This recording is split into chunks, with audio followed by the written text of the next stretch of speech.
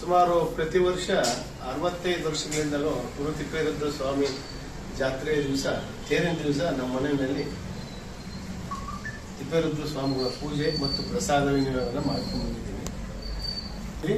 ಇವತ್ತಿನ ದಿವಸ ಎಲ್ಲಾ ಜನಗಳಿಗೂ ದೇಶವೆಲ್ಲ ಸುಭಿಕ್ಷವಾಗಿರ್ಲಿ ಅಂತೇಳಿ ತಿಪ್ಪೇರುದ್ರ ಸ್ವಾಮಿಗಳ ಹತ್ರ ನಾನು ಪ್ರಾರ್ಥನೆ ಮಾಡ್ತಾ ಇದ್ದೀನಿ. ನಮ್ಮ ಅತ್ತೆ ಮಾವನ ಕಾಲದಿಂದ ಮಾಡ್ಕೊಂಡು ಬಂದಿದ್ದಾರೆ, ಅದನ್ನ ನಾವು ಮುಂದುವರ್ಸ್ಕೊಂಡು ಹೋಗಿದ್ದೀವಿ.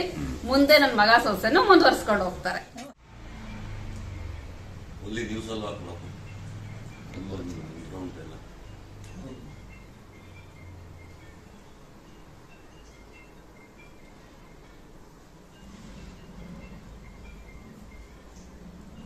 ಅವರ